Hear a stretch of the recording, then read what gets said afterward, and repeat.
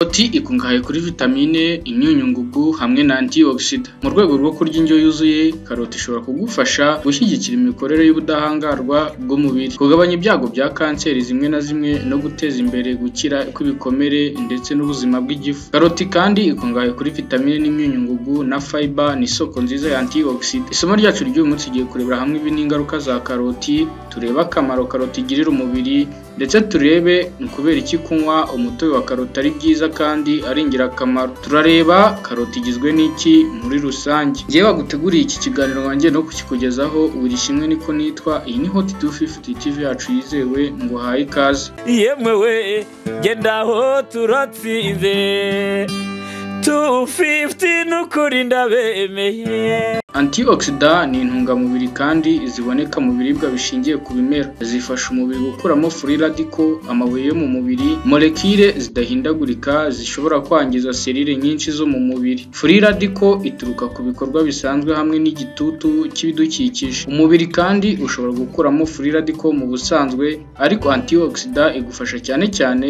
iyo umutwaro wa oxide ari mwinshi. Karoti ni imboga zatangiye guhingwa kuva kera mu myaka ibihumbi ishize. Ni kimwe mu bihingwa bikoreshwa cyane ku isi kandi bikaboneka cyane kubera ko byoroshye guhingwa. Zikunda kugira ibara risa na orange riri hagati y'umutuku n'umuhondo, nubwo hari andi mabara ariko ataboneka cyane nk'umweru n'umutuku. Ifasha muri byinshi, haba mu kugabanya cholesterol mbi mu mubiri, kurinda indwara z'umutima no gutuma tubona neza. Ntaho idahingwa, nawe wayihingira mu karima k'igikoni. Karoti mu busanzwe igizwe n'iki? Ikungahaye cyane kuri beta carotene ndetse na fiber. Ikungahaye ku binyabutabire bizwi nka antioxida birinda uturemangingo kwangirika. Ni imvano nziza ya vitamini A, vitamini C, vitamini K ndetse na vitamini B8. Ikungahaye ku myunyungugu nka calcium, ubutare bwa fer, potassium, magnesium, manganese, umuringa, phosphore ndetse na zinc. Ibonekamo kandi kalori 41, garama 9.6 za carbohydrates. Tubonamo garama 2.8 za fiber, garama 4.7 za sukari. Tubonamo kandi garama 0.5 bya proteine, tugasangamo amazi 88%. Dusangamo ibinure garama 0.2. Karoti kandi ni isoko nziza ya vitamini n'imyunyungugu. Dusangamo vitamini A 73% of daily value, tugasangamo vitamini K 9% of daily value. Dusangamo kandi potassium na fiber 8% of daily value, tugasangamo vitamini C 5% of daily value, ndetse tubonamo calcium na iron 2% of daily value. Twese reka turebe ibibi n'ingaruka za karoti. Iyo bavuze ubuzima bwiza bijyana n'imirire myiza. Imboga mu busanzwe ziza hejuru ku rutonde rw'ibintu ugomba kurya. Nk'uko karoti ari imboga zisanzwe zifite ibyiza byinshi ku buzima bw'umuntu, ariko kandi hari n'ingaruka zimwe ziterwa na karoti ku bantu bamwe na bamwe ndetse zitakunda no kuvuga. Ingaruka zimwe na zimwe zitari nziza kurya cyangwa se kunywa karoti bishobora kugira ku mubiri wawe. Icyambere ni ugutera allergie. Abantu bamwe na bamwe bashobora kugira ibibazo biterwa na karoti nko kurwara uruhu, imiswi, reaction ya anaphylactique, kubabara no kubyimba. Bene izo allergie nk'izo usanga iterwa na pollen igaragara muri karoti. Icya kabiri bitera karotenomia. Karoti irimo urugero rwinshi rwa beta carotene ihinduka vitamini A mu mubiri. Kurya cyane karoti biganisha kuri karotene nyinshi mu maraso yawe, itera karotenemia ikaba ibara ry'umuhondo ku ruhu. Icya gatatu ni ukongera ikigero cy'isukari mu mubiri. Abantu barwaye diabete bagomba kwirinda kurya karoti kubera isukari nyinshi. Isukari iri muri karoti ihinduka glycose, bizamura vuba urugero rw'isukari mu mubiri. Niba ugomba kurya karoti nk'umurwayi wa diabete, ni byiza kuyirya ikaranze. Ikindi ni uguhindura uburyohe bw'amashereka. Iyo wonsa ikintu cyose urya kizagera ku mwana wawe. Ababyeyi bonsa bagomba kwirinda kunywa umutobe wa karoti cyane kuko ubushakashatsi bwerekanye ko karoti ihindura uburyohe bw'amashereka. Ikindi aricyo cya nyuma ni uko atari nziza ku bana bakiri bato. Ubushakashatsi bumwe bwerekana ko karoti atari nziza ku bana bato, niyo mpamvu ari ngombwa kugaburira abana bato uduce duto twa karoti. Twihuse reka turebe akamaro karoti igirira umubiri w'umuntu. Karoti irimo intungamubiri nyinshi zirimo beta carotene na antioxidant zishobora gufasha ubuzima bwawe muri rusange nk'imirire ikungahaye ku ntungamubiri. Kuba ikungahaye ku ntungamubiri zitandukanye zavuzwe haruguru bituma igira akamaro kanini cyane. Ifasha mu kubona cyane cyane butangiye kugoroba. Kubura vitamini A bitera ibibazo byo kubona gake cyane cyane hari urumuri rudahagije. Kubera ikize kuri iyi vitamini biyiha ubushobozi bwo kurinda ibi bibazo no kudatakaza ubushobozi bwo kubona uko ugenda ugana mu zabukuru. Irinda indwara z'umutima, aho ubushakashatsi bwerekana ko karoti igabanya igipimo cya cholesterol mu mubiri. Cholesterol nyinshi mu mubiri niyo soko yo kurwara indwara nyinshi z'umutima. Irinda kandi umuvuduko w'amaraso kubera ko potassium ibonekamo izwiho kongera ubunini bw'udutsi tw'amaraso, bityo umuvuduko w'amaraso mu mijyana ikagabanyuka. Uku kwiyongera k'udutsi dutwara amaraso mu mubiri bituma umubiri ukora neza, bikagabanyiriza stress urwungano rw'umutima. Ikindi ni uko karoti ifasha mu igogora ry'ibiryo. Karoti ni kimwe n'izindi mboga zisa orange zikize kuri fiber. Izi nazo zikitabazwa mu kugogora ibiryo neza no gutuma urwungano rw'igogora rukora neza, bityo ukituma neza. Fiber zinagira uruhare runini mu mikorere myiza y'umutima kuko ifasha mu isohora rya cholesterol mbi mu mujyana no mu tundi dutsi tuto tw'amaraso. Karoti kandi ifasha mu kurwanya kanseri y'amaraso no gutuma amaraso akama vuba mu gihe ukomeretse. Karoti ifite ubushobozi bwo kurwanya no kwica mikorobe, bikayiha ubushobozi bwo kongera ubwirinzi bw'umubiri. Karoti ifasha mu kurwanya kanseri zitandukanye nka kanseri ya prostate ifata abagabo na kanseri y'ibihaha kubera beta carotene ikungahayeho. Ifasha mu gusohora imyanda mu mubiri, ituma ugira uruhu rwiza, ikanatuma rutagaragaza gusaza no kwipfunyarika. Amavuta ya karoti akaba yaragenewe koroshya no kurinda uruhu. Irinda indwara z'amaraso zibasira abageze mu zabukuru kandi ifasha abarwaye diyabete. Karoti ziringaniza igipimo cy'isukari kubera intungamubiri ifite zitwa carotenoid. Carotenoid zifasha mu kuringaniza insulini n'isukari mu mubiri ukoresha. Reka turebe uko ikoreshwa. Karoti ziribwa mu buryo bunyuranye. Ushobora kuyihekenya ari mbisi, iyo ubikoze umaze kurya birinda amenyo n'ishinya.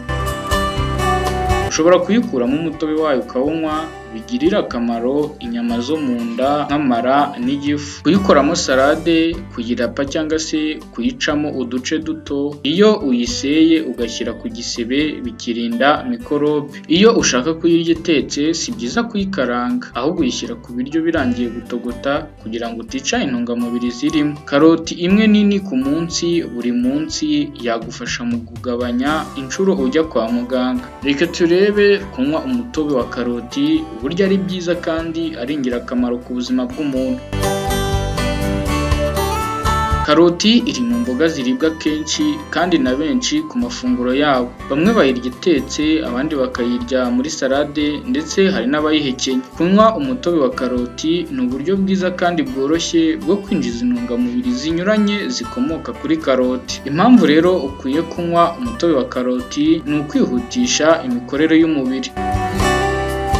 Imikorere y'umubiri ivugwa hano ni uburyo umubiri ukoresha ingufu mu buryo bunyuranye. Umutobe wa karoti ufite muri wo karori nkeya, niyo mpamvu ari byiza kuwusimbuza ibindi binyobwa birimo amasukari binyuranye nka za soda n'ibindi. Uyu mutobe kandi ufasha mu gutwika ibinure kuko utuma umubiri ukora indurwe ihagije, bityo hagakoreshwa ingufu nyinshi kuko ibinure biba byatwitswe, bigafasha rero mu gutakaza ibiro. Ikindi ni ukureba neza. Kuva kera bivuga ko kurya karoti bifasha amaso gukora neza. Nibyo kuko umutobe wa karoti habonekamo beta carotene iyi ikaba ikungahaye kuri vitamini A. Iyo igeze mu mubiri, iyi vitamini rero ni ingenzi mu gutuma amaso akora neza. Kunywa umutobe wa karoti bizakurinda indwara z'amaso nk'ishaza, kutareba neza no guhuma imburagihe. Muri karoti kandi habamo liteyine, iyi ikaba irinda amaso urumuri rushobora kuyangiza. Niyo ituma iyo ugeze ahantu hari umucyo mwinshi amaso asa n'ayifunze kugira ngo hinjiremo urumuri ruke. Ikindi ni ukuvura zimwe mu ndwara z'uruhu. Ushobora gusanga uhorana uduheri ku mubiri, kwishimagura bya hato na hato. Umutobe wa karoti uzagufasha guhangana n'ibyo bibazo by'uruhu. Si ibyo gusa kuko kuba muri karoti harimo vitamini C bifasha ibisebe gukira vuba, byaba ibyizanye cyangwa ibyatewe n'ubushye cyangwa se gukomereka. Ikindi ni ukongera ingufu, ubudahangarwa bw'umubiri. Waba uhorana ibicurane cyangwa inkorora byarakubayeho akarande, ibi byerekana ko ubudahangarwa bwawe buri hasi. Ku ifunguro ryawe niwongeraho uyu mutobe wa karoti bizagufasha kuzamura ubudahangarwa bw'umubiri wawe, nuko biwuhe ingufu zo guhangana n'indwara ziterwa na mikorobe. Ikindi ni ukugabanya ibyago byo kurwara kanseri. Kanseri iterwa n'uko hari uturemangingo twaje tudakenewe kandi tukiyongera ku buryo budasanzwe. Umutobe wa karoti wagaragaye ko ufite ubushobozi bwo guhagarika utu turemangingo ntidukomeze gukura ku buryo budasanzwe, kandi by'umwihariko uyu mutobe uhangana na kanseri y'amaraso leukemia. Ku bakiri bato nk'igitsina gabo, gukoresha uyu mutobe bibafasha kubarinda kanseri ya prostate ikunze kwibasira abageze mu zabukuru. Ikindi ni ukuringaniza igipimo cya cholesterol mu mubiri. Uko cholesterol mbi igenda yiyongera, byongera ibyago byo kurwara indwara zinyuranye z'umutima, dore ko iyo cholesterol ituma imiyoboro y'amaraso isa n'izibye nuko umutima ukahahurira n'ibibazo binyuranye. Kunywa uyu mutobe wa karoti rero bizagufasha gusukura umubiri, biwukuremo cholesterol mbi mu mubiri. Ku bagore batwite rero, umutobe wa karoti ukungahaye kuri calcium, folic acid, vitamine B9, potassium na magnesium. Calcium ifasha umwana uri mu nda kugira amagufa akomeye, naho folic acid ikamurinda kuvukana ubusembwa n'ubumuga. Vitamine C na vitamine A bituma umubiri uvamo imyanda kandi bikazamura ubudahangarwa bw'umugore n'umwana uri mu nda. Niyo mpamvu kunywa uyu mutobe ari byiza ku mugore utwite. Ikindi ni ukongerera ingufu ubwonko. Ya beta carotene iba muri karoti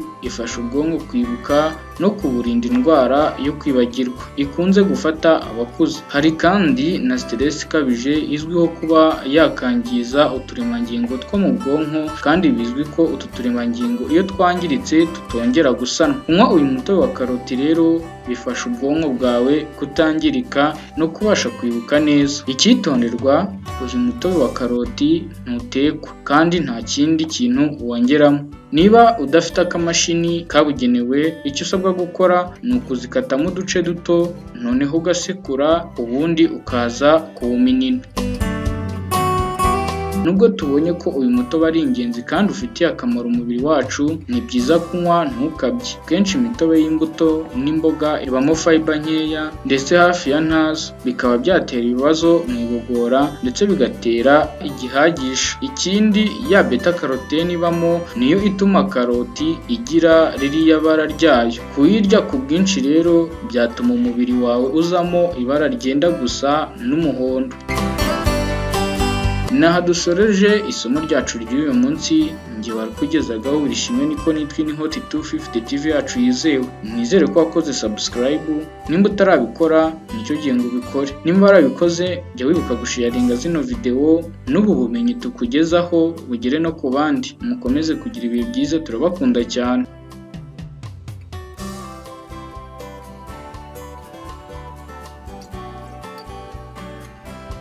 Yemwe we genda aho turatsinze 250 n'ukuri ndabemeye.